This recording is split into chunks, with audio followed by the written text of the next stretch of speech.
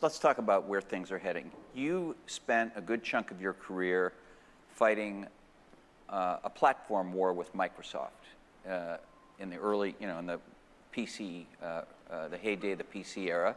They won that platform war pretty decisively in terms of operating systems.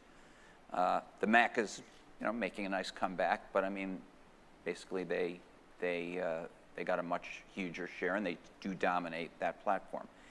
But now there are new platforms out there. You've done really well on some of them. The really advanced smartphones, and now the beginnings of this tablet thing using the same OS. You have other platforms. You have Google. A lot of people consider to be building multiple platforms. Android, this forthcoming Chrome OS, and of course their whole search ecosystem that they have and their app ecosystem around it through the browser, everything through the browser and through search. And then the social graph, the social networks. Facebook is a platform, and it's very big, and it's very popular, and it runs into controversy, and we have Mark coming, and we're going to talk to him about it. So to Karen and I, there's a platform war going on that you're a big player in it, Google's a player in it, Facebook's a player in it. Do you see it like that? No. Okay. And I never have. I mean, we never saw ourselves in a platform war with Microsoft. I mean, maybe that's why we lost. But we always saw ourselves as trying to build the best computers we knew how to build for people. That's always what we were trying to do. And you never thought about Windows or Microsoft? Sure, we thought about Windows, but we never thought of ourselves in a platform war. We always thought about how can we build a much better product than them. And I think that's how we still think about it. And how about Google? How do you think about something has evolved and changed in the relationship between your company and Google, say compared to the day you introduced the iPhone to now? What has happened? Well, they decided to compete with us, and so they are. Yeah. And in phones, in what operating systems? In phones, sure. And how about PC operating systems with this Chrome thing? Well, again, Chrome is not really baked yet, so we'll see. So how do you... and browsers, they're competing with you in a number of areas, right? It's not just in browsers. I think we all contribute browsers to the mix, but IE still has the biggest share, and Mozilla and IE together dwarf what Google and us do together. So talk a little bit about your relationship. And as you know, I mean, Chrome is based on the work that we've done at Apple with WebKit. Yeah. So we took a tiny little open source project, and we created what's called WebKit out there. Right. Now. And we did an interesting thing for Apple. We put it in open source. That is an interesting thing for Apple. And we've done a fair amount of it, but this is the thing that's been the most successful. And almost every modern mobile browser is now based on WebKit.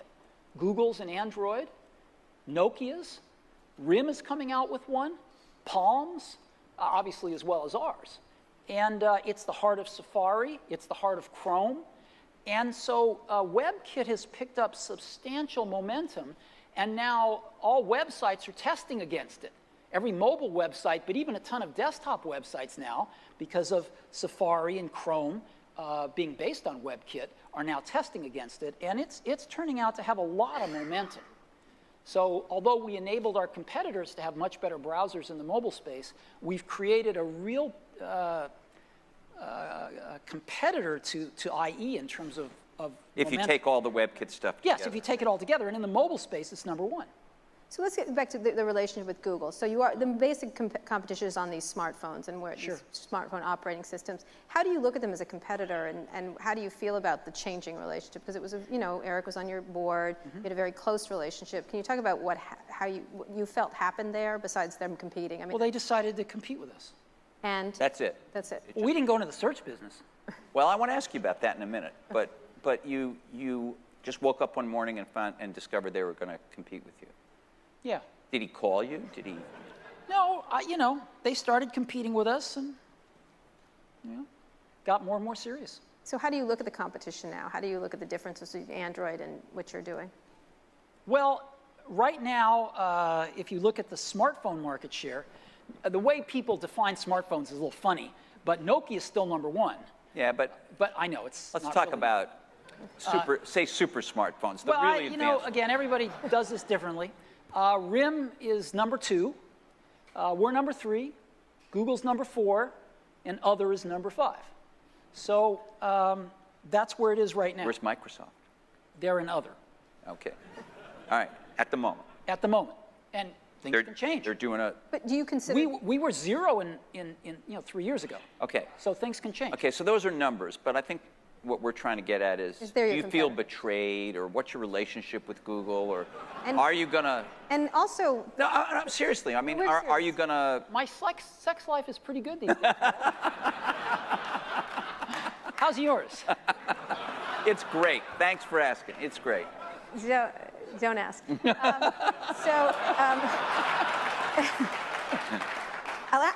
But what is the relationship? What is the how do you have a lot of things you cooperate in maps, in search on the thing. Are you going to remove them from the iPhone, for example? No. So how do you look at the Well, we want to make a better product than they do, and we do. right. So that's what we're about. We're about making better products. And what I love about the consumer market that I always hated about the enterprise market is that we come up with a product, we try to tell everybody about it, and every person votes for themselves. They go yes or no.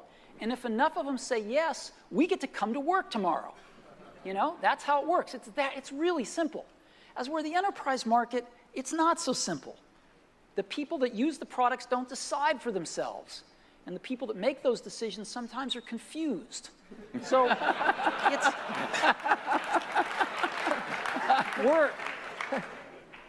we love just trying to make the best products in the world for people and having them tell us by how they vote with their wallets whether we're on track or not. So you're not going to remove Google from the iPhone and the iPad, but are you going to give users more prominently displayed additional choices to it, for instance, now that, because they are a competitor of yours now? We definitely compete with each other. You know, I noticed in their latest offering, they're allowing their customers to take their iTunes music onto an Android phone, which is fine.